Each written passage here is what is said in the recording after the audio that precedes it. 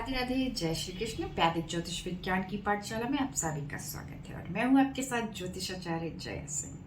आज हम यहाँ पर समझेंगे कि यदि सूर्य एकादश भाव में हो तो उसके क्या परिणाम होते हैं और अगर पीड़ा में है तो क्या प्रभाव पड़ेगा, अगर सूर्य शुभ स्थिति में है तो क्या प्रभाव पड़ेगा। तो सबसे पहले एकादश भाव को समझ लेते हैं। एकादश भाव को जैसे कि पहले हमने जाना है, एकादश भाव को आय भाव भी कहते हैं। आय यानी कि किसी भी प्रकार का जो व्यक्ति, जो जातक है, वो कार्य संपादन करता है, उसके जो परिणाम होते हैं, जो उसके रिजल्ट होते हैं, उसको भी हम आय भाव से ही देखते हैं। आय भाव इसलिए धन का भी भाव माना जाता है।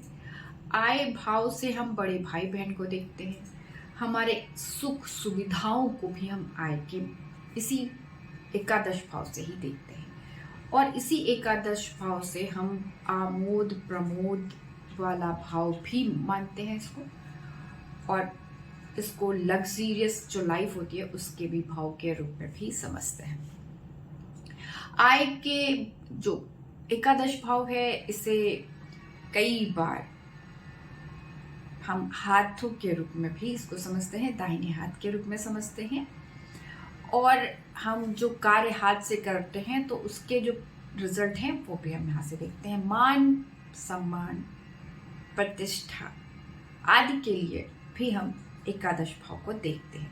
अब यहाँ पर आत्मा का कारक सबसे पावरफुल ग्रह होता है सूर्य, और वो यहाँ पर स्थित हो जाए तो वो पीड़ा में हो या ना हो, वो अशुभ प्रभाव में हो या शुभ प्रभाव में हो, यहाँ पर रहकर सूर्य उपचय स्थान पर होता है और जो दिग्बल होता है उससे थोड़ा सा आगे बढ़ गया होता है, तो यहाँ पर उस बहुत पावरफुल कंडीशन पे होता है, इससे अच्छा रिजल्ट देता है। पहले तो समझते हैं ये किसी इसको जो व्यक्ति बनाता है उसमें एक ऐसा व्यक्तित्व होता है जिसमें जैसे एक शासन चलाने की जो क्षमता होती है अपने आप विद्यमान होती है।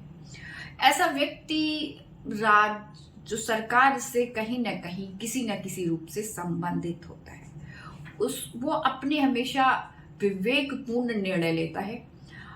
जो वो व्यक्ति है जिसके सूर्य एकादश भाव में बैठा हुआ है, वो बहुत ही ज्यादा दृढ़ निश्चयी होते हैं। जिस चीज में सोच लेते हैं कि इस चीज को ऐसे ही करना है तो वो वैसे ही करते हैं, उसमें वो फिर रद्दोबदल नहीं करते। ये एक बहुत बेहतरीन सेवक होते हैं। किसी कार्य के लिए अगर किसी की सेवा कर रहे होते तो बहुत अच्छे से उसके रिजल्ट दिखाई देते हैं। सेवक मतलब किसी प्रकार का काम करते हैं तो हर प्रकार से उस कार्य को संपादित करते हैं। तो सूर्य अगर एकादश भाव में हो जाता है तो वो आपको बहुत अधिक बली बना देता है। आपका जो सम्मान है, प्रतिष्ठा है, वो भी बढ़ती जाती है। साथ ही साथ आपका धर्म से जो एक जुड़ाव है वो भी दिखाई पड़ता है, जिसके एकादश भाव में सूर्य होता है। मैं यहाँ पर याद दिलाना चाहूंगी कि हमारे जो भारतवर्ष के इस समय के प्रधानमंत्री हैं श्री दामोदर दास मोदी जी, उनकी कुंडली में भी सूर्य एकादश भाव में है, जो कि उनकी क्षमता को स्पष्ट रूप से बयां करता है। यही नहीं, हमारे जो जुगल किशोर बिरला जी, जो कि बहुत प्रसिद्ध व्यवसायी रहे हैं और उन्होंने बहुत सारे मंदिरों की स्थापना भी कराई है, उनके भी एकादश भाव में ही सूर्य स्थित है। यही नहीं, मर्लिन मुनरो जो एक बहुत प्रसिद्ध